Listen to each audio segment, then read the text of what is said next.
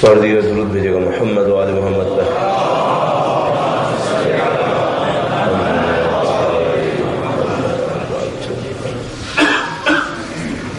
اعوذ باللہ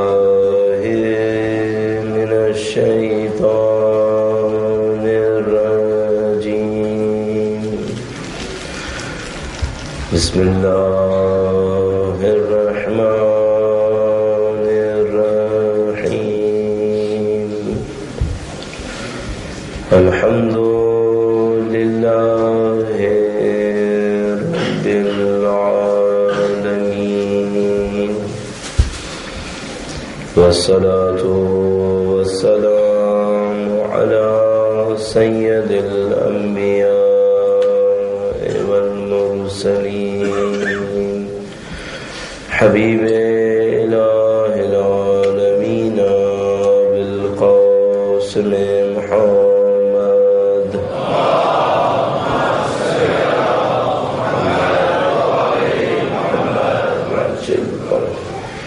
وعلى آله الطيبين الطاهرين سيما بقية الله في الأراضين. قال الله تعالى في كتابه الكريم بسم الله الرحمن الرحيم. أم حسبت أن أصحاب الكهف والرقيم كانوا من آياتنا عجبا.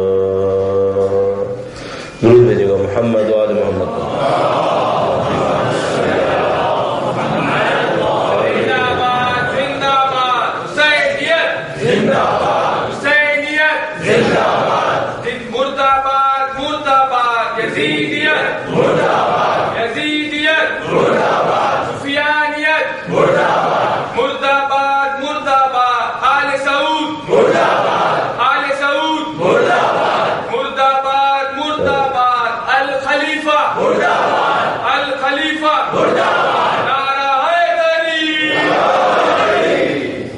بارتی کا درود بھیجے گا محمد و آل محمد.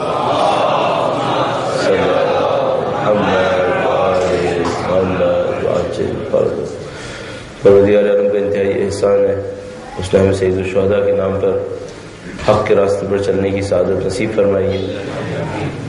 اس خدا کا انتہائی شکر ہے کہ اس نے 1400 سال کے بعد بھی ہمیں نبی اور آل نبی سے متصل قرار فرمایا ہے. اللہ کی دی ہوئی اس نعمت کا شکر بجا لانے کے لیے اور اس دعا کے ساتھ کہ ہماری قیامت تک ہماری تمام اولادیں نبی اور آل نبی سے متصل رہیں، درود بھیجے گا محمد و آل محمد پر.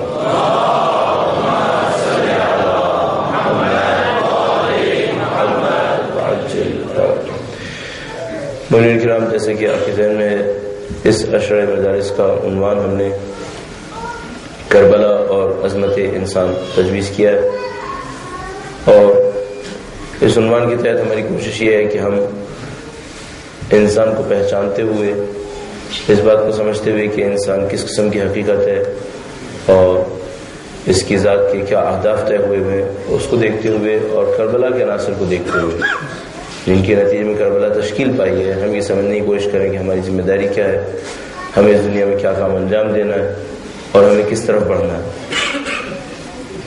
اس گفتگو کو آپ کی خدمت میں پیش کرنے کے لیے مقدمتاً چند عرائض پیش ہوئے، اور اس کے اندر ہم نے پہلے بتایا کہ جو ہمارا طریقہ کار رہے گا وہ کیا رہے گا، اور اس کے ساتھ ساتھ کل آپ کی خدمت میں انسان کے حوالے سے چند بنیادی باتیں عرض ہوئیں. ابتداً اسلام کی تربیتی نظام کے بارے میں چند نکات عرض ہوں گے، اور اس کے بعد ہم اس گفتگو کو لے کر آگے بڑھیں گے. درود بھیجے گا محمد و آل محمد.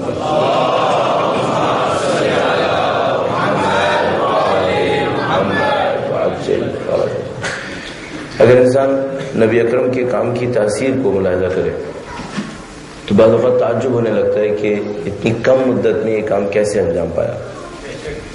اللہ کے نبی جس علاقے میں مبعوث ہوئے، جہاں پر ان کی بعثت ہوئی، وہ دنیا کا پست ترین علاقہ تھا. سیاسی اعتبار سے بھی، سماجی اعتبار سے بھی، ثقافتی اعتبار سے بھی، ہر لحاظ سے دنیا کا پس طلاقہ تھا. کوئی سینٹرل گورنمنٹ نہیں تھی، کوئی لا نہیں تھا، کوئی رول نہیں تھا. حتیٰ وہ جو آج کے کمزور ترین ممالک کے اندر بھی بہرحال ایک گورنمنٹ ہوتی ہے، وہاں پر ایسا نہیں تھا. اور کوئی بادشاہت نہیں تھی، سب لوگ آزاد تھے، جو کرنا چاہتے تھے کرتے تھے. سماجی اعتبار سے بدترین تقسیم ہوئی بھی تھی. تھوڑے سے لوگ آزاد تھے، بے تحاشا لوگ غلام تھے، اور جو غلام تھے تو ان کو کوئی حق حاصل نہیں تھا. بدترین زندگی ان لوگوں کی تھی جو غلام تھے، جانور کے برابر بھی ان کو نہیں سمجھا جاتا تھا. تعلیم کے اعتبار سے عالم یہ تھا کہ جس علاقے میں نبی تشریف لائے تھے وہاں پڑھے لکھے لوگوں کی تعداد 10 بھی نہیں تھی. پڑھے لکھے لوگ نہیں تھے. البتہ چند صفتیں ان کے اندر اچھی تھیں، بلاغت بہت اچھی تھی، شاعری بہت اچھی کرتے تھے، اور مہمان نواز سمجھے جاتے تھے، شجاع سمجھے جاتے تھے. اگر آپ اس کی اجازت دیں تو مجھے یوں احساس ہوتا ہے، آپ موافقت فرمائیں یا نہ فرمائیں اس پہ غور فرمائیے گا، مجھے یوں احساس ہوتا ہے کہ ہم آج کے زمانے میں جاہلیت کی خوبیوں سے بھی محروم ہو گئے اور اس کی برائیاں ہمارے اندر موجود ہیں. مجھے یوں احساس ہوتا ہے. آپ کہیں ہمارے پاس سینٹرل گورنمنٹ ہے، سینٹرل گورنمنٹ تو ہے ہمارے پاس، اس میں کوئی شبہ نہیں ہے، لیکن اگر دنیا کے اوپر نظر دوڑائیں تو ہم جنگل کی زندگی میں گزار رہے ہیں. جس کے پاس طاقت ہے اس کے پاس سب کچھ ہے. ثقافتی اعتبار سے دیکھ لیجئے، پوری دنیا کے اوپر ایک ثقافت رول کر رہی ہے، باقی ساری ثقافتیں ختم ہوتی چلی جا رہی ہیں. اور جو ثقافت رول کر رہی ہے وہ بدقسمتی سے تاریخ انسانیت کے اندر آنے والی اب تک کی تمام ثقافتوں میں بس ترین ثقافت کہلائی جا سکتی ہے. اس کی تشریح میں کبھی آپ کی خدمت میں عرض کروں گا. تمام تر ظاہر میں متمدن اور تہذیب یافتہ ہونے کے باوجود تعلیمی اعتبار سے کل میں نے آپ کی خدمت میں کچھ عرض کیا تھا کہ بظاہر تو بہت اچھا ہے، ڈگریز ہیں ہمارے پاس، سرٹیفکیٹس ہیں، یونیورسٹیز ہیں، لیکن وہ جو اصل تعلیم ہونی چاہیے تھی جس کے ذریعے سے ہم انسان کو پہچان سکیں، وہ تعلیم ایسی باؤنڈری کے پیچھے چلی گئی ہے جہاں پر کسی کا کوئی پہنچنا ممکن نہیں رہا. نبی اکرم نے اس معاشرے کو تبدیل کیسے کیا؟ اچھا یہ سوال ہمارے لیے اہم کیوں ہے اس وقت 1400 سال کے بعد؟ اس کی وجہ یہ ہے کہ ہم بھی کچھ تبدیلی چاہتے ہیں، کم از کم اپنے آپ کو تو تبدیل کرنا چاہتے ہیں.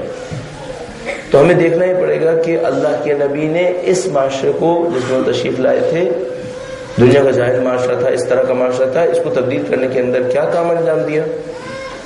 اور یہاں سے ہم ایک اور اصطلاح حاصل کرتے ہیں، اور وہ یہ ہے کہ اسلام کا تربیتی نظام کیا چیز ہے، اسلام تربیت کیسے کرتا ہے. اچھا ایک فائدہ تو ہمیں یہ ہوگا کہ ہمیں یہ پتہ چلے کہ ہمیں اپنی تربیت کیسے کرنی ہے. دوسرا فائدہ ہمیں یہ ہوگا کہ ہمیں یہ پتہ چلے کہ ہمیں اپنے بچوں کی تربیت کیسے کرنی ہے. بہرحال سوسائٹی میں رہ رہے ہیں وہ لوگ، ان کی تربیت کا کوئی بندوبست ہونا چاہیے، تو دوسرا ان کی تربیت کا مسئلہ حل ہوگا. اور تیسرا ہمیں یہ سمجھ میں آئے گا کہ یہ جو ہم سوسائٹی کے اوپر محنت کر رہے ہیں اس میں کون سی ایسی کمی کر رہے ہیں کہ جو ہم نتیجہ چاہ رہے ہیں وہ نتیجہ ہمیں نہیں مل پا رہا. شاید میں نے یہاں آپ کی خدمت میں عرض نہ کیا ہو، ہم حساب لگاتے ہیں تو ہمیں یوں احساس ہوتا ہے کہ جیسے ایک شہر کے اندر، جیسے شہر کراچی میں تقریباً 3 سے 4 لاکھ مجالس ایک سال میں پڑھی جا رہی، 3 سے 4 لاکھ مجالس. اس کے بعد جب اس کے اثرات کو ڈھونڈتے ہیں سوسائٹی کے اندر تو اس کے اثرات ہمیں اتنے نہیں ملتے ہیں. اور میرے خیال میں آپ اپنے طور پر بھی اگر آپ اپنے آپ سے سوال کریں کہ آپ نے زندگی میں کتنی مجالس سنی ہے اور ان مجالس سے جو کچھ آپ نے سنا ہے، سیکھا ہے، اس کے اوپر عمل کیا ہوتا تو اب کیا ہونا چاہیے تھا ہمیں. تو سوال یہ کہ تربیت کیوں نہیں ہو پا رہی ہے، اس کو ہم تھوڑا سا ڈھونڈنے کی کوشش کریں گے. بس 3 عناصر ہمیں حاصل ہو سکتے ہیں. ایک تو کہ ہماری اپنی تربیت کیسے ہوگی، ہمارے بچوں کی تربیت کیسے ہوگی، اور وہ جو ہم معاشرے کے اوپر تربیت کرنا چاہتے ہیں وہ تربیت کیسے انجام پائے گی. اسی کے ذریعے سے ہم پھر دوبارہ موضوع کی طرف آئیں گے. درود بھیجے گا محمد و آل محمد.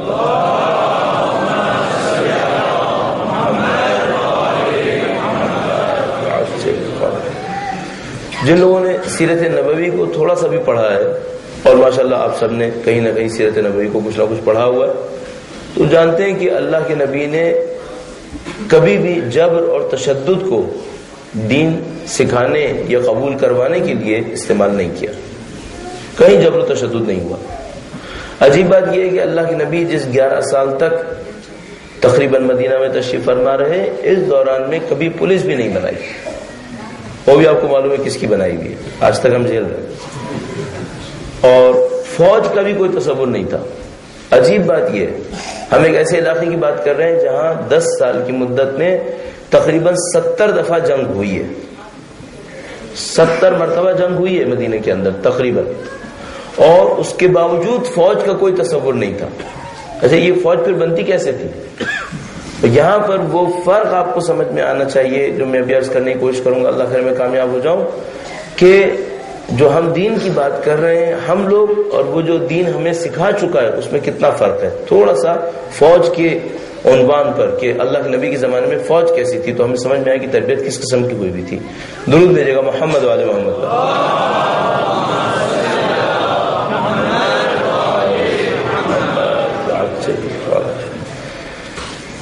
فوج کوئی سرکاری فوج نہیں تھی اس زمانے میں، ہمیشہ فوج والنٹیئرز کی بنتی تھی، والنٹیئرز کی فوج بنتی تھی۔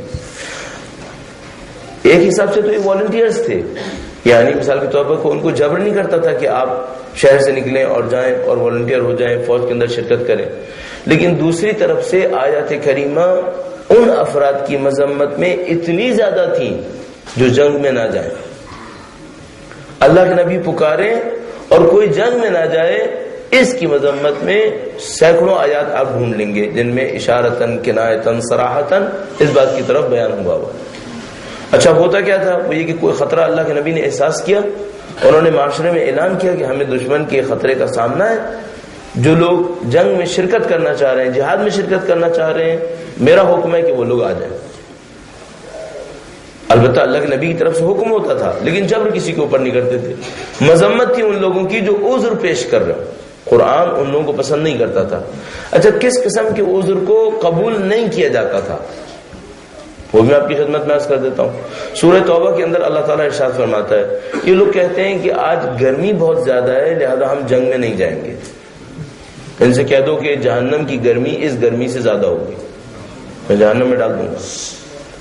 قرآن کریم ارشاد فرماتا ہے، اے اللہ کے نبی آپ سے کہتے ہیں آج ہماری فصل کھڑی ہے ہم نہیں آ پائیں گے، ان سے کہہ دو کہ سب کچھ برباد ہو جائے گا۔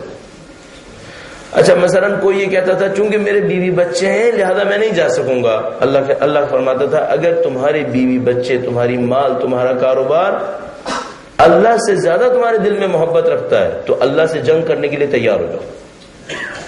قرآن کریم کی آیات ہے سورہ توبہ کے اندر۔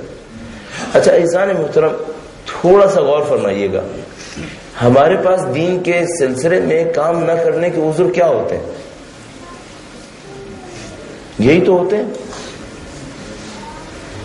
اور یہ ہمارے یہاں معقول مقبول عذر ہے۔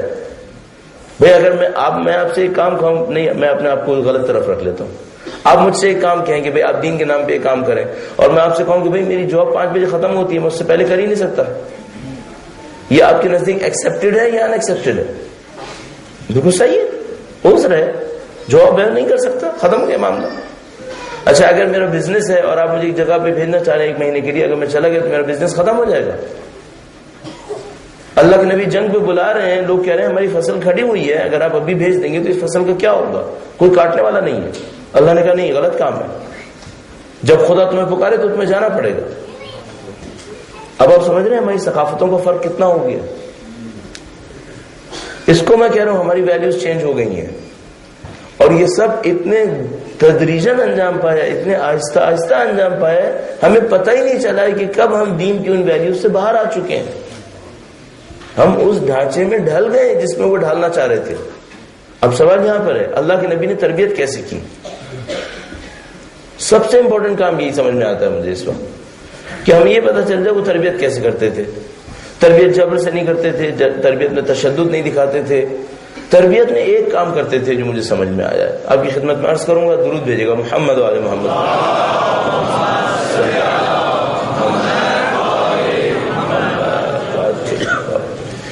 ایک سادہ سا کام یہ کرتے تھے کہ وہ کچھ حقائق کو، کچھ ریالٹیز کو لوگوں کے سامنے بیان کرتے تھے، ان ریالٹیز کو لوگ قبول کر لیتے تھے، سمجھ لیتے تھے، اس پر یقین لے آتے تھے۔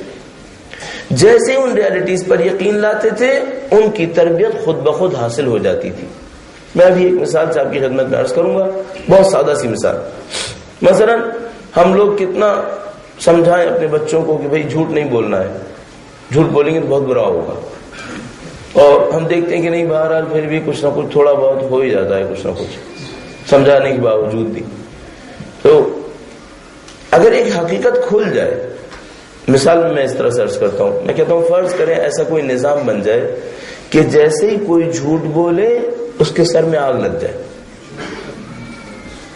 یوں سوچ لیں، جیسے ہی کوئی جھوٹ بولے اس کے بالوں میں آگ لگ جائے، سر میں آگ لگ جائے. صحیح. اب وہ جھوٹ بولے گا.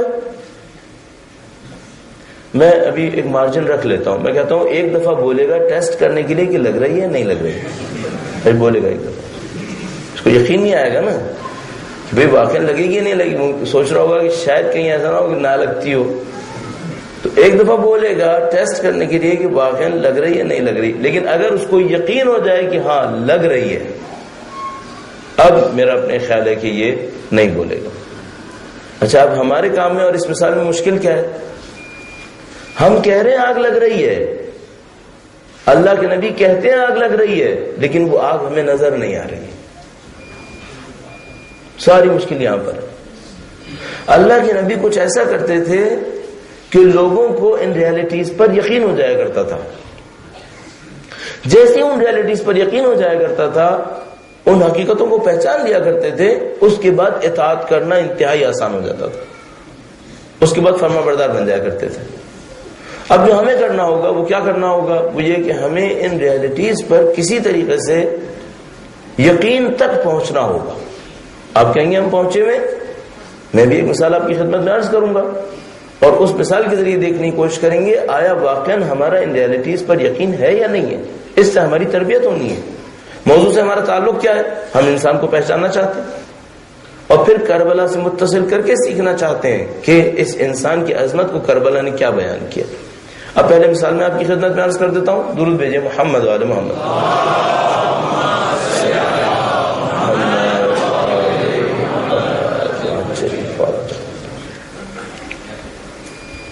میں ایک زمانے میں ٹیوشن پڑھا کرتا تھا جب میں کلاس 9 یا 10 میں تھا، 10 میرے خیال. تو اس زمانے میں ہماری ٹیچر نے یہ مثال دی تھی. بس قسمتی سے وہ ٹیچر وہ اسلام پہ بہت زیادہ یقین نہیں رکھتے تھے، اور ہم سے کہتے تھے کہ تم مسلمان جو کہہ رہے ہو تم لوگوں کو بھی یقین نہیں ہے. کن ریالٹیز پر؟ خدا پر، قیامت پر. کہتے تھے تم لوگوں کو یقین نہیں ہے. ہم کہتے تھے بھائی ہمیں یقین ہے. کیسی بات ہے، ہم مسلمان ہیں، ہمیں یقین ہے. کہتے تھے اچھا پھر یہ بتاؤ اس طرح. پھر وہ مثال یہ دیتے تھے، تو میں آپ کی خدمت میں عرض کروں. کہتے تھے بھائی فرض کرو تمہیں، ہم لوگ کراچی میں ہوتے تھے، کہتے تھے کراچی سے تمہیں اسلام آباد جانا ہے، 2 گھنٹے جاؤ، جہاز سے چلے جاؤ 2 گھنٹے میں پہنچ جاؤ گے. بس سے جاؤ گے، بائی روڈ جاؤ گے، 24 گھنٹے لگیں گے. مٹی بھی ہوگی، گرمی بھی ہوگی، سب جھیلنا پڑے گا. کس سے جاؤ گے؟ جہاز سے جاؤ گے یا بس سے جاؤ گے؟ ظاہر ہم کہتے ہیں جہاز سے جائیں گے، 2 گھنٹے میں پہنچ جائیں گے مزے مزے میں، کوئی تکلیف نہیں، زحمت نہیں. جب اس کے بعد کہتے تھے اب تھوڑا اس کے اندر ایڈ کر دو، اور وہ کیا ہے؟ جو جہاز سے جائے گا وہ راولپنڈی پہنچ کر 2 سال تک بازار کے فٹ پاتھ پہ رہے گا، اور جو بس سے جائے گا، روڈ سے جائے گا، 24 گھنٹے وقت لگائے گا، گرمی مصیبت سب کچھ جھیلے گا، لیکن پھر 2 سال تک 5 اسٹار ہوٹل میں ٹھہرے گا. اب کس پہ جاؤ گے؟ تو ہم کہتے تھے بھائی ٹھیک ہے اب تو ظاہر ہے کہ بس میں جائیں گے. اب جہاز میں کیوں جائیں گے؟ 2 گھنٹے کے مزے لے کر 2 سال تک کون بیوقوف انسان فٹ پاتھ کے اوپر رہنا پسند کرے گا؟ تو کہتے جہاز میں جاؤ نا. آپ کہتے نہیں ہم نہیں جائیں گے کیونکہ 2 گھنٹے کا مزہ ہے. کہتے تھے تم تو کہہ رہے تھے کہ قیامت میں ہمیشہ جنت میں رہو گے، پھر دنیا کی 50 سال تکلیف کیوں نہیں جھیل لیتے؟ پھر کیوں بات بات پہ اپنے خدا کی نافرمانی کرتے ہو؟ اگر تمہیں خدا پہ یقین ہے، اگر قیامت پہ یقین ہے، تو تم نافرمان کیوں؟ پھر اتنی بات ان کی ماننی پڑے گی کہ ہمیں اس حد کا یقین نہیں ہے. واقعی یقین ہو جائے کوئی نافرمانی نہیں کرے گا. کوئی دیوانہ تھوڑی ہے بھائی، اگر یہاں پہ گناہ کرے گا کتنے دن مزے لے لے گا. انتہا سوچ لیتے ہیں 60 سال مزے لے لے گا. البتہ ایسا بھی نہیں ہوگا, 60 سال بھی مزے نہیں لے پائے گا. لیکن اگر 60 سال مزے لے بھی لیے اس کے بعد کیا ہوگا؟ اس کے بعد ہمارے اصول کے تحت وہ مرے گا, مرنے کے بعد برزخ میں جائے گا, برزخ سے نکلنے کے بعد محشر میں جائے گا, محشر میں سوال جواب ہوگا, حساب کتاب ہوگا, اور اس کے بعد جنت یا جہنم میں جائے گا. تو اگر 60 سال اس نے مزے لے بھی لیے اور اینڈ میں جا کر برزخ میں بھی عذاب اٹھانا پڑا اور جہنم میں بھی عذاب اٹھانا پڑا, تو یہ بیوقوف گناہ کر کیوں رہا ہے؟ صرف ایک مشکل ہے ہماری, ہمیں یقین نہیں آیا ابھی یقین نہیں آیا. اب ہمیں کرنا کیا چاہیے؟ اسلام کا تربیتی نظام ہم سے کیا کہہ رہا ہے؟ اسلام کا تربیتی نظام یہ کہہ رہا ہے جن حقیقتوں کو تم زبان سے کہہ رہے ہو ان پہ یقین کرو. اگر یقین کر لو گے تمہاری مشکل حل ہو جائے گی. اچھا, اس یقین کو حاصل کرنے کے لیے کیا کریں؟ یہ ایک اگلا اسٹیپ ہو جائے گا کہ بھئی ٹھیک ہے, ہمیں سمجھ میں آ گیا اگر خدا پہ یقین کر لیں, قیامت پہ یقین کر لیں تو ہماری زندگی آسان ہو جائے گی, ہمیں اپنے کام کو کرنے میں آسانی ہو جائے گی. لیکن اس کے اوپر یقین کیسے حاصل کریں؟ اس کے لیے بھی 1-2 پوائنٹس عرض کروں گا. درود بھیجے گا محمد وعلی محمد.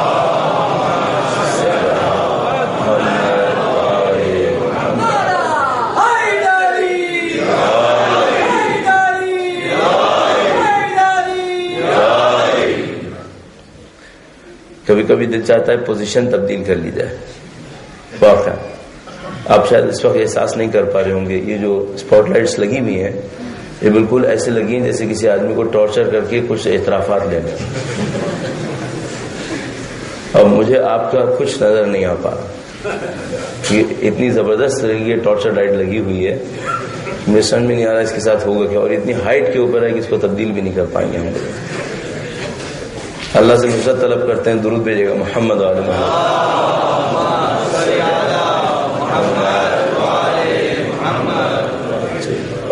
کل ایمان یک زبان نبی کا فرمان نعرہ حیدری. سوال یہ تھا کہ ہم یقین کیسے حاصل کریں. کچھ لوگوں کو یقین خدا تعالیٰ عجیب طریقے سے دلا دیتا ہے. جیسے ہی انسان کے اندر یقین آتا ہے بہت سارے کام آسان ہو جاتے ہیں, بہت سارے کام آسان ہو جاتے ہیں. اپنے آپ سے کبھی ایک سوال پوچھے گا, یار ہم لوگ کربلا کے متحد ہیں, ہم بچپن سے کربلا کو جانتے ہیں, کم از کم ظاہری طور پر جتنا ہم نے سنا ہے. آپ نے کبھی نہیں سنا ہوگا کسی سے, کبھی کسی کتاب میں نہیں پڑھا ہوگا کہ اصحاب سید الشہداء میں سے کوئی موت سے ڈرا ہو, نہیں سنا. یہ لوگ موت سے کیوں نہیں ڈرتے؟ بھئی عام انسان موت سے ڈرتا ہے. ابھی اگر ہم آپ کے سامنے کہہ دیں مثلا موت کا تذکرہ شروع کر دیتے ہیں, تو مجھے یاد ہے پاکستان میں نے ایک جگہ کے اوپر موت کے بارے میں مجلس پڑھی. بعد میں ایک صاحب نے, نامی گرامی ہے, میں اب نام لوں تو شاید بہت سارے لوگ جان جائیں گے, نزدیک ہے, کہہ رہے ہیں مولانا صاحب آپ اللہ کا واسطہ موت کے بارے میں مت پڑھا کر. میں نے کہا کیوں؟ کہنے کی طبیعت میں خلجان ہونے لگتا ہے, طبیعت بگڑنے لگتی ہے, لوگ پریشان ہونے لگتے ہیں موت سے, موت کا تصور لوگوں کو تھکا دیتا ہے. لیکن جب ہم سید الشہداء کے اصحاب کی طرف جاتے ہیں قطعاً موت سے نہیں ڈرتے. کیوں موت سے نہیں ڈرتے؟ ان کے اوپر ایک لطف ہوا ہے. کیا لطف ہوا ان کے اوپر؟ ان کو سید الشہداء نے موت کے بعد کی تمام مراحل اپنے ہاتھ سے دکھا دی. مشہور و معروف روایت ہے, سب نے سنی ہے, بہت سارے لوگوں نے پڑھی ہے, اور وہ یہ ہے کہ سید الشہداء نے شب عاشور ایک ایک صحابی کو دکھا دیا تھا, تم یہاں گرو گے اور جب گرو گے تو اس کے بعد کیا ہوگا. یہ ایک لطف خدا ہے. کسی کو یہ پتا چل جائے میرے کام کی اصلی تاثیر کیا ہے, کسی کو یہ پتا چل جائے, یہ یقین حاصل کرنے کا ایک طریقہ ہے. اور اس کو ہم کہتے ہیں دل کا راستہ. یہ دل کا راستہ ہے. اور اس میں کیا ہوتا ہے؟ اس میں یہ ہوتا ہے دو میں سے ایک کام ہو سکتے ہیں. یا تو انسان اپنے آپ کو اتنا پیوریفائی کر لیتا ہے, اتنا پاکیزہ کر لیتا ہے کہ اللہ اس کے اوپر ریفلیکٹ کر دیتا ہے, جو حقائق اس نے بعد میں دیکھ لیں, یا کوئی اور بہت پاکیزہ اس کی مدد کر دیتا ہے اور اس کو دکھا دیتا ہے کہ آگے کیا ہونے والا. اہل بیت اطہار علیہ السلام نے متعدد مرتبہ اپنے اصحاب کے ساتھ اس کام کو انجام دیا. کئی مشہور اور معروف روایات میں آپ کی خدمت میں ابھی عرض کر سکتا ہوں. شب عاشور کی روایت میں نے آپ کی خدمت میں عرض کی, جس میں سید الشہداء نے لوگوں کے سامنے برملا اظہار کر دیا کہ تم یہاں پہ گرو گے تمہارے ساتھ یہ ہوگا. اچھا اب اس کو پتا ہے میرے ساتھ کیا ہونے والا ہے, اب کیا یہ موت سے ڈرے گا؟ نہیں, اب یہ موت سے نہیں ڈرے گا.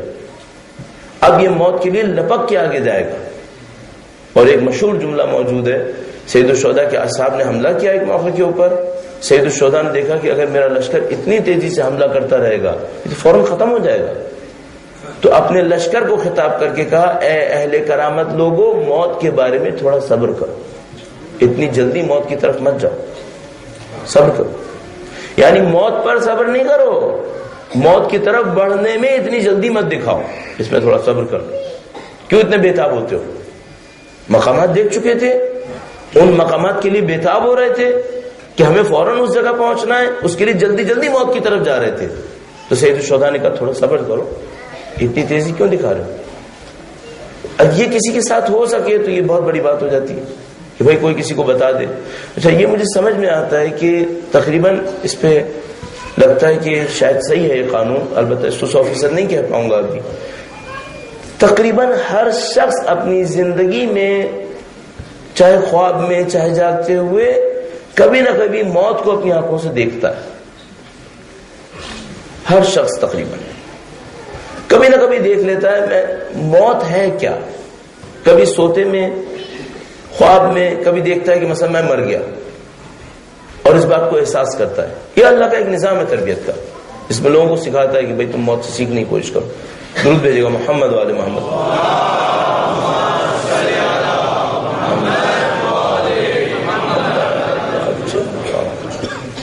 ایک طریقہ کار یہ طریقہ کار ہے, کوئی کسی کو سکھا دے کہ تمہیں موت کے بعد یہ نصیب ہوگا, تم اس کو دیکھ لیتے ہو.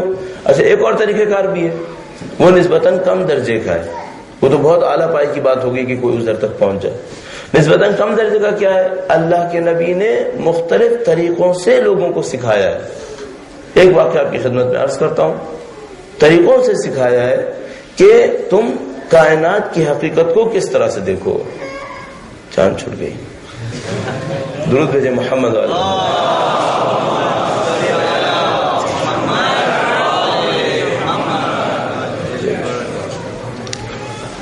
بار دیگر درود بھیجے گا محمد والے محمد.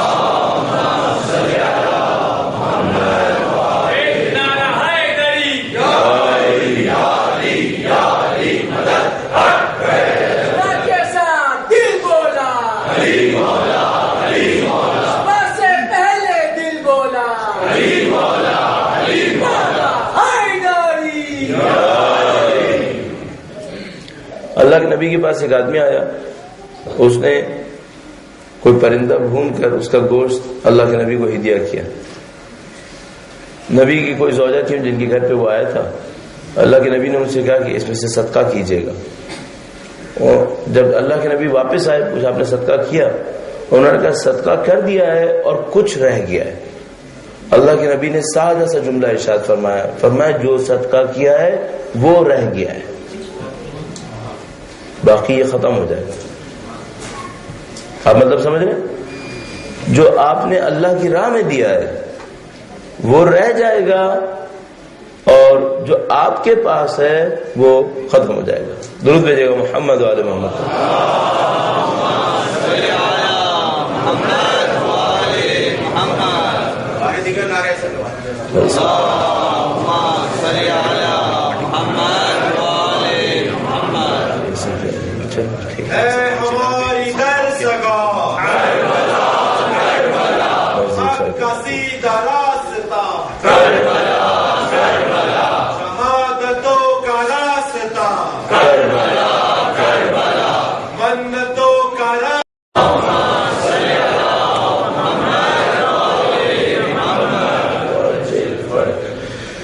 شیخ سعدی ایک تاریخ میں کردار ہے, شاعر بھی تھے, حکایت کہتے تھے.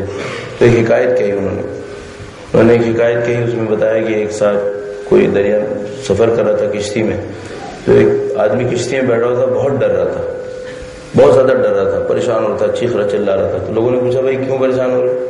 کہنے لگا مجھے پانی سے ڈر لگتا ہے, پانی سے ڈر لگتا ہے.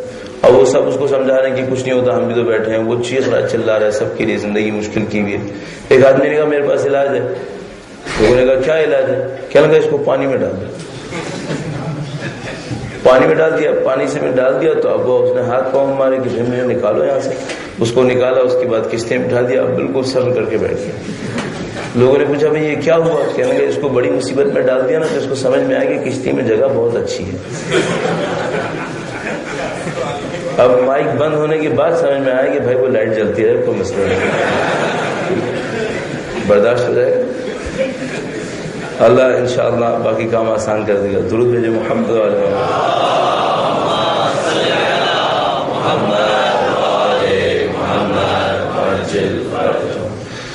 اور سلسلہ جوڑنے کی کوشش کرتے ہیں. آپ کی خدمت میں عرض ہوا تھا کچھ حقائق اگر سمجھ میں آ جائیں تو انسان کی زندگی آسان ہو جاتی ہے. اچھا اگر حقائق سمجھ میں نہیں آئے تو ہر چیز مشکل ہوتی ہے.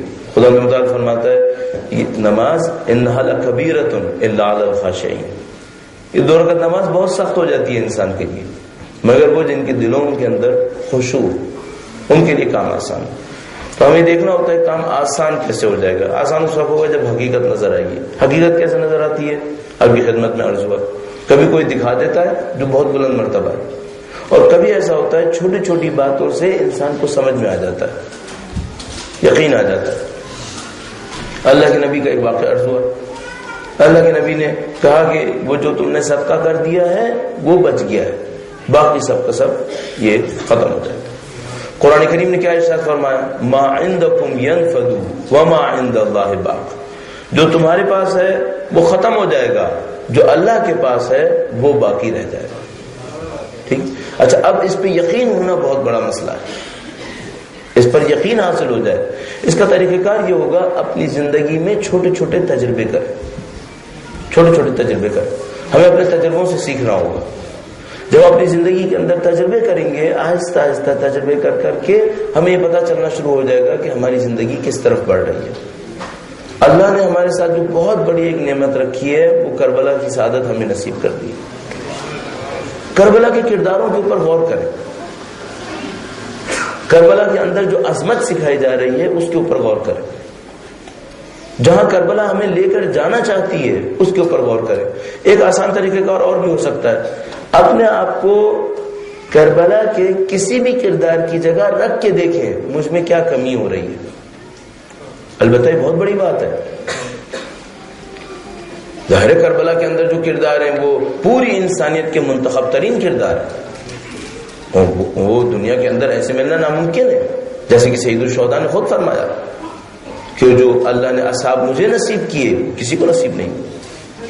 لیکن سیکھنے کی خاطر ہم یہ کر سکتے ہیں کہ اپنے آپ کو کسی مقام میں رکھیں اور اس مقام میں رکھ کر اپنے آپ کو دیکھیں اگر میں یہاں پر آ جاؤں اب میرے کردار میں کیا ہونا چاہیے، میں کس طریقے سے اپنے کام کو پورا کر سکوں گا. اور خاص کر عزیزان محترم میں اور آپ، کیوں خاص کر میں اور آپ؟ اس کی وجہ یہ کہ ہم اور آپ ایک امام کے منتظر ہیں. میں کہتا ہوں شیعت کا ایک ماضی ہے، شیعت جو کچھ بھی ہے کربلا سے نکل رہی ہے. ہم سید الشہداء کے ماننے والے وہاں سے اپنی شناخت کو حاصل کر رہے ہیں. اور ایک جگہ پہلے بھی عرض کر چکا ہوں، دوبارہ عرض کرتا ہوں، وہ یہ کہ مجھے تقریباً یقین ہو گیا ہے کہ ہم قوم نہیں ہیں جو کربلا کو مناتے ہوں، بلکہ کربلا وہ ہے جو ہمیں قوم بنا رہا ہوتا ہے. کربلا نے ہمیں بنایا.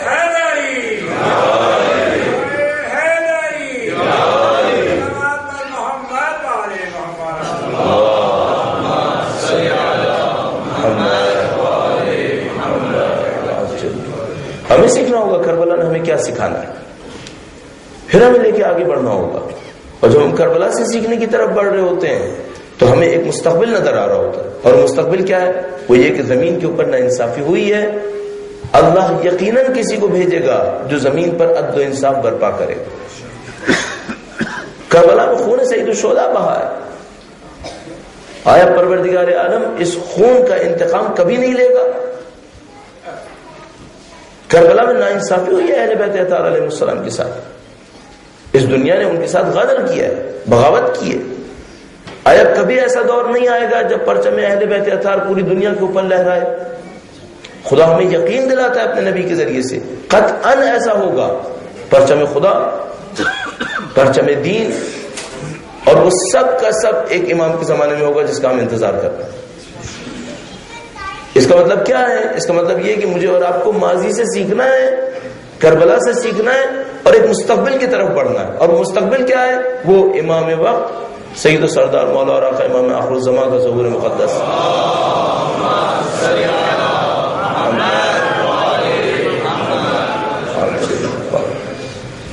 ہمیں یہاں سے سیکھ کر وہاں بڑھنا ہے. اب مسلسل ہمیں اپنے آپ سے پوچھنا پڑے گا وہ جو ہم نے کربلا سے سیکھا ہے وہ کیا سیکھا ہے جس کو لے کر ہم امام زمانہ علیہ الصلوۃ والسلام کی طرف بڑھ سکتے ہیں، پھر ان کی خدمت پہ پہنچ سکتے ہیں. اب کربلا سے ہم بہت ساری چیزیں دیکھ رہے ہیں. کربلا نے ہر انسانی کردار کے لیے ایک معیار معین کر دیا. جو رہبر ہیں ان کے لیے ایک معیار رکھا ہے، جو نصرت کرنے والے ہیں جن کو ہم ناصر تعبیر کرتے ہیں ان کے لیے ایک معیار رکھا ہے، جو ہمدرد ہیں جن کے دل جڑے ہوئے ہیں خود زمین کے اوپر نہیں تھے کہیں اور تھے ان کے لیے ایک اور کردار رکھا. آپ اور میں کیا دعا کر رہے ہیں اپنی نمازوں کے اندر؟ آپ اور ہم دعا کر رہے ہیں کہ اے خدایا اس امام کے ظہور میں تعجیل فرما تاکہ ہم ان کی نصرت کر سکیں. اس کا مطلب ہے میں اور آپ آوان و انصار بننے کی تمنا کر رہے ہیں. اگر آوان و انصار بننے کی تمنا کر رہے ہیں کربلا نے اس کے لیے ایک معیار رکھ چھوڑا. آپ کو اور ہمیں یقیناً دیکھنا پڑے گا کربلا کا وہ معیار نصرت کے لیے کیا معیار ہے. ایک اور واقعے کے ذریعے سے آپ کی خدمت میں معیار عرض کروں گا. درود بھیجے گا محمد و آل محمد پر.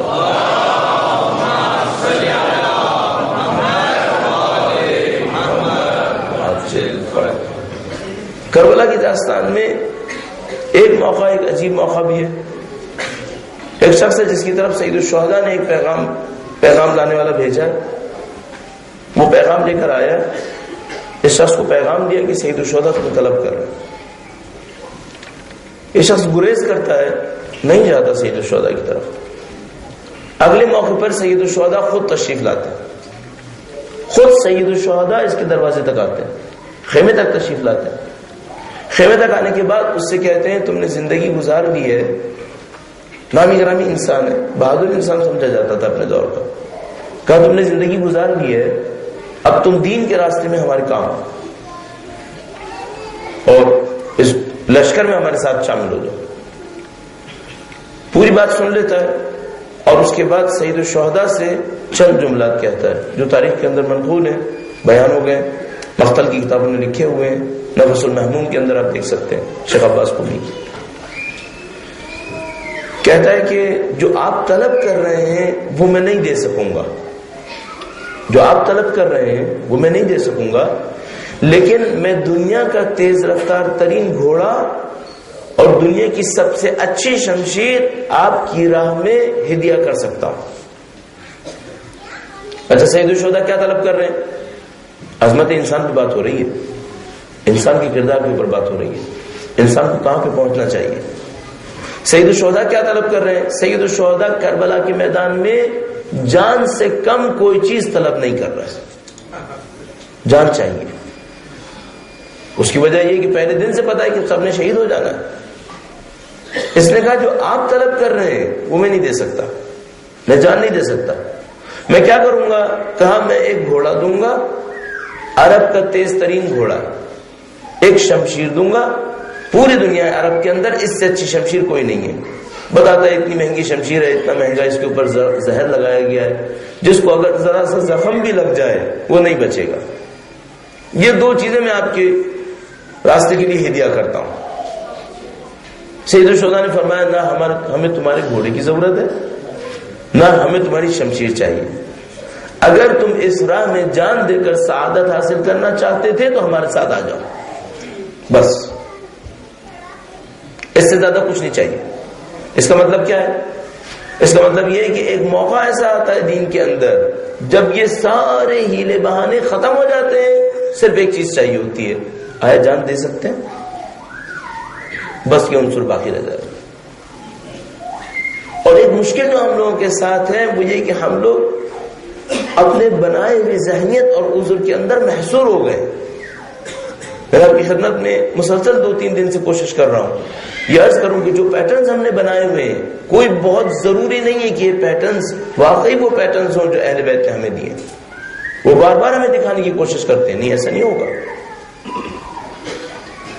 اس واقعے کے اندر بھی ایسا ہی وہ شخص یہ سمجھ رہا ہے میں شمشیر دے دوں گا میں گھوڑا دے دوں گا، معاملہ یہاں پہ ختم ہو جائے گا. اللہ کے وہ نمائندے فرما رہے نہیں تمہیں جان دینی پڑے گی. اور بس اختتام پہ کرتے ہوئے آج کی اس گفتگو کو وہ یہ کہ انسان محترم اپنے آپ سے سوال کیجیے گا. ایک دو دن سے میں آپ کی خدمت میں کچھ نہ کچھ ایسی چیز کہنے کی کوشش کر رہا ہوں جو آپ گھر جا کے کر سکیں.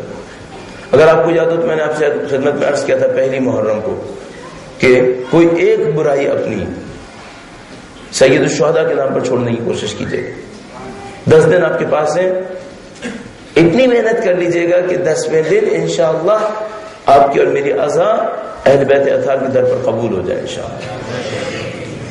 پھر میں نے آپ کی خدمت میں عرض کیا کہ اپنی عادتوں میں سے کوئی ایک عادت ایسی چھوڑنے کی کوشش کر لیجیے گا جس کو اگر آپ چھوڑ دیں تو آپ کہہ سکیں کہ جو میرے اطراف میں مخلص لوگ ہیں وہ مجھے زیادہ بہتر انسان پائیں گے اگر میں اس عادت کو چھوڑ دیتا ہوں.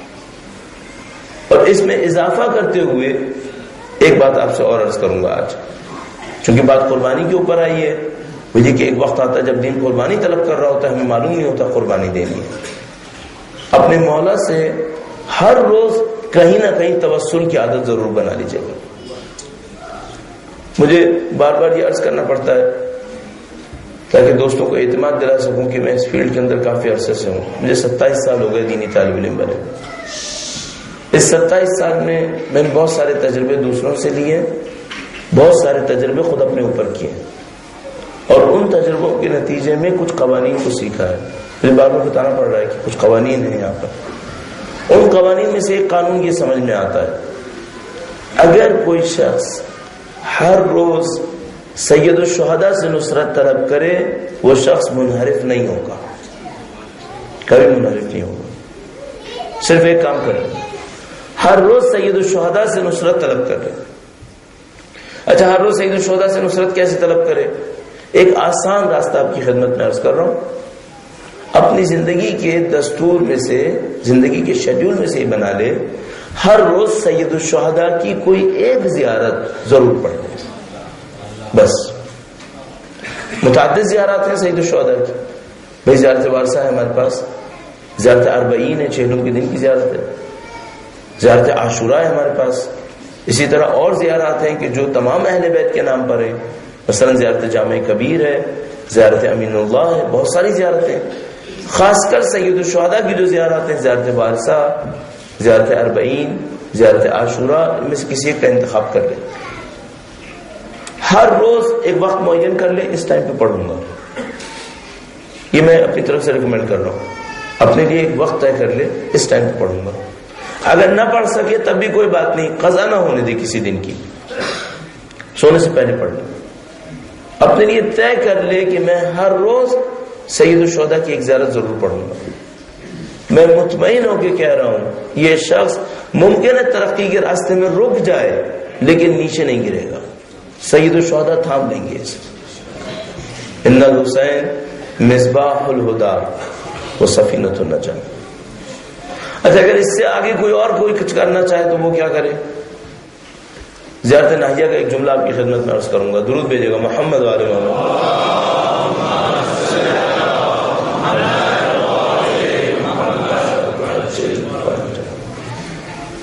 زیارت ناہیہ میں امام وقت نے ایک جملہ ارشاد فرمایا، فرمایا اے میرے جد امجد، میں صبح شام آپ کی یاد میں خون کے آنسو روتا ہوں. زیارت ناہیہ وقت کے امام کی زیارت ہے جو انہوں نے اپنے جد امجد کے لیے ارشاد فرمائی. کبھی موقع ملے کسی کتاب میں سے، انٹرنیٹ وغیرہ پہ سے زیارت ناہیہ پڑھ لیجیے گا. ایک دو سے صحیح تذکرہ کیا. زیارت ناہیہ کے اوپر بات بہت کم کی جاتی ہے، انتہائی اہم زیارت ہے. ایک موقع کے اوپر لکھا ہے کہ اے میرے جد امجد، میں صبح شام آپ کی یاد میں خون کے آنسو روتا ہوں. کسی عارف سے کسی شخص نے پوچھا وقت کے امام سے ملاقات کا طریقہ کار کیا ہے؟ تو اس نے کہا کہ کچھ دنوں کے لیے وہ عادت اختیار کر لو جو تمہارے وقت کے امام کی عادت ہے. کہا وقت کے امام کی عادت کیا ہے؟ کہا زیارت ناہیہ میں انہوں نے بتایا نا، میری عادت ہے کہ میں صبح شام اپنے جد امجد پہ آنسو بہاتا ہوں. تم اس عادت کو اختیار کر لو. صبح شام کہیں نہ کہیں سید الشہداء کا تذکرہ کر لیا کرو. اور اس تذکرے کے ذریعے سے اپنے لیے ہدایت طلب کرنے کی کوشش کرو. خود بخود تمہاری زندگی میں بہتری آنا شروع ہو جائے گی. عزیزان محترم، ہم لوگ کربلا کے ذریعے سے ایک میدان میں طلب کیے گئے. اللہ نے ہمیں ایک امتحان کی طرف طلب کیا. خوبی اس بات کی کہ ہمیں سمجھ میں آ رہا ہے کہ ہم کربلا کے ذریعے سے آگے بڑھنے کی طرف جا رہے ہیں. وسائل پروردگار عالم نے فراہم کر دیا ہمارے لیے. سید الشہداء کی محبت کو ہمارے دلوں میں قرار دے دیا اور اس کے بعد ہمیں دعوت دی ہے کہ آگے بڑھو اور مقامات کو حاصل کرو. سید الشہداء کربلا میں جب مصیبت میں پڑے تو اپنے ایک دوست کو پکارا. آپ کربلا کی ان عظیم الشان کرداروں کو دیکھیں اور کوشش کریں اگلی کربلا میں مجھے اور آپ کو ان میں سے کوئی ایک کردار مل جائے. کوئی کردار مل جائے ہمیں. مثلا ان کرداروں میں سے ایک کردار سید الشہداء کے خادم جون کا کردار ہے. سیافا میں ظاہری طور پر مقام و منصب سے محروم ہے، لیکن سید الشہداء اتنا چاہ رہے ہیں کہ جب جون زمین پر گرے ہیں تو خود تشریف لے گئے جون کی لاشیں کو اٹھانے کے لیے. جون نے دیکھا کتنی بڑی سعادت مجھے نصیب ہو رہی ہے. جب جون دنیا سے رخصت ہونے لگے تو آنکھیں کھول کر دیکھا تو دیکھا کہ ان کا سر سید الشہداء کے زانوں کے اوپر تھا اور سید الشہداء ہاتھ اٹھا کر اللہ سے دعا کر رہے تھے کہ اے خدایا جون نے ہماری راہ میں قربانی دی ہے، تو اس کے جسم میں خوشبو ڈال دے، اس کے جسم کو منور کر. اب کہ میرے دل میں تمنا نہیں ہونی چاہیے ہمیں جون کا کردار نصیب ہو جائے اگلی کربلا کے اندر. جب چوتھے امام ان لاشوں کو دفنا رہے تھے تو بنی اسد چوتھے امام کے پاس آئے اور کہا مولا اس لاشی کے اندر اتنی خوشبو کیوں آ رہی ہے؟ ایک لاش میں سے خوشبو آتی تھی. پوچھا مولا اس کی لاشیں میں سے خوشبو کیوں ہے؟ فرمایا میرے بابا نے اس کی لاشیں کے لیے دعا کی ہے، ان کی لاشیں میں سے خوشبو آئے گی. دعا کرتے ہیں کہ پروردگار ہمیں اگلی کربلا میں جب امام وقت تشریف لائیں ہمیں ان کی نصرت کی سعادت نصیب فرما دے.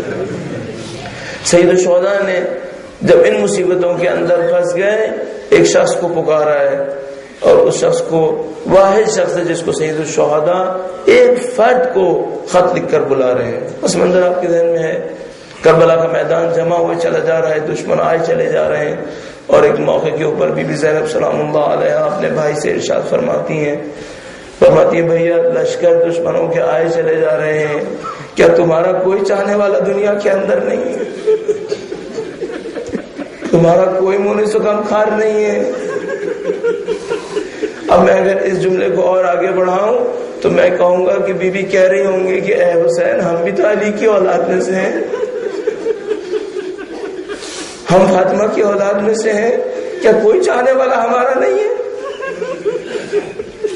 سید الشہداء نے بہن کی فریاد کو سنا، ایک خط تیار کیا.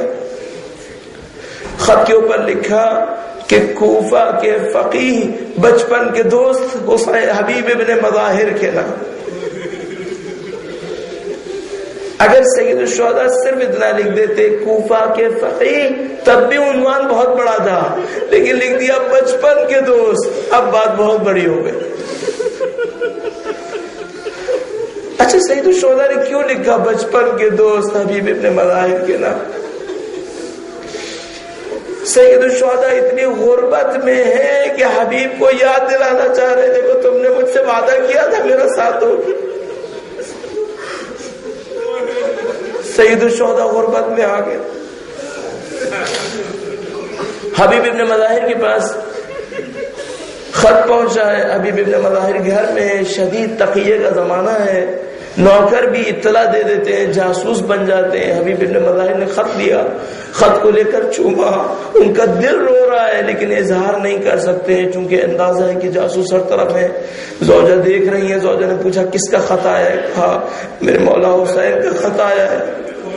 کہا کیا کہا ہے انہوں نے؟ فرمایا وہ کہہ رہے ہیں کہ میں غربت میں بیوی بچوں کے ساتھ رہ گیا، مجھے نہیں معلوم ایک عظیم الشان شخص کے لیے سید الشہداء کے جیسے یہ لکھنا کتنا سخت ہوگا کہ میں بیوی بچوں کے ساتھ کربلا کے میدان میں. زوجہ نے پوچھا تمہارا کیا ارادہ ہے؟ کہا میرا ارادہ ہے کہ میں سوچوں گا اس کے اوپر کہ مجھے کیا کرنا ہے. تقیہ کا وقت ہے. زوجہ کو ایک دم سے غیرت آئی. کہا حبیب ابن مظاہر تمہیں کیا ہو گیا ہے؟ فاطمہ کا بیٹا تمہیں بلا رہا ہے اور تم کہتے ہو ہمیں سوچنا ہے. اپنے نوکر کو اپنا وفادار پایا. پورے شہر کے اندر پہرا لگا ہوا ہے. کہیں سے نکلنے کا کوئی راستہ نظر نہیں آتا ہے. نوکر سے کہا کہ اے نوکر اس گھوڑے کو لے جا, اور گھوڑے کو لے جانے کے بعد شہر کے باہر کہیں پہ کھڑا ہو جا تاکہ میں دشمنوں سے گزرتا ہوا کسی طرح اس سواری تک پہنچوں اور اس سواری کے ذریعے سے کربلا کی طرف روانہ ہوں. نوکر روانہ ہو جاتا ہے. حبیب ابن مظاہر اپنے گھر سے نکلتے ہیں تاکہ کسی طریقے سے اس نوکر تک پہنچے, سواری پہ سوار ہوں. ایک عجیب منظر علماء بیان کرتے ہیں. خدا شاہد ہے اس کربلا نے کیا کیا سکھایا ہے. ایک موقع پہ ایک منظر بیان کرتے ہیں. کہتے ہیں نوکر دیکھتا ہے حبیب نہیں آئے ہیں اور سواری تیار ہے اور حسین پکار رہے ہیں کہ کوئی میری نصرت کے لیے آ جائے. جب نوکر دیکھتا ہے کہ سواری تیار ہے, کوئی سید الشہداء کی نصرت کے لیے جانے کو تیار نہیں ہے, تو وہ جانور کو دلاسا دیتا ہے. کہتا ہے سواری تو پریشان نہ ہو, اگر حبیب نہیں آئے تو میں نصرت کے لیے جاؤں گا. حبیب جب یہ سنتے ہیں تو اپنا سر پیٹ لیتے ہیں. کہتے ہیں فرزند زہرا پہ یہ وقت آ گیا ہے, اب کوئی نصرت کے لیے نہیں ہے, اب غلام تیار ہو رہے ہیں کہ نصرت کریں گے حسین کی. حبیب روانہ ہوتے ہیں, کربلا کی سمت بڑھ رہے ہیں. ادھر سید الشہداء نرغہ عادا کے اندر ہیں. خیموں سے آلاتش کی آوازیں آتی ہیں, کوئی سنبھالنے والا نہیں ہے. ایک موقع کے اوپر گرد و غبار بلند ہوئی ہے. سید الشہداء کے اصحاب کھڑے ہو گئے, دیکھا گرد و غبار ہے. کہا شاید کوئی دشمن آتا ہے, ہم حفاظت کے لیے جائیں گے. سید الشہداء فرماتے ہیں رک جاؤ, میرا دوست آ رہا ہے, ہم خود استقبال کے لیے جائیں گے. ایک موقع پہ سید الشہداء حبیب ابن مظاہر کے استقبال کے لیے کھڑے ہیں. حبیب مولا کو دیکھ کر اپنے آپ کو قدموں میں گرا لیتے ہیں. فرمایا مولا غربت کا وہ سما کہ آپ یہاں پر آئے ہیں. ایک قاصد آتا ہے, بی بی زینب کا سلام کہلواتا ہے. کہتا ہے حبیب تم پہ زینب کا سلام ہو, تم حسین کی نصرت کے لیے آ گئے. حبیب نے خاک بلند کی, کہا وہ وقت آ گیا, زینب غلاموں کو سلام بھجوا رہی ہے. میں کہوں گا حبیب ابھی کربلا شروع نہیں ہوئی ہے. ارے عصر عاشورا شاب غریبہ, یہ بی بی زینب خیموں کے اندر جا رہی ہے. ماتم ہے اس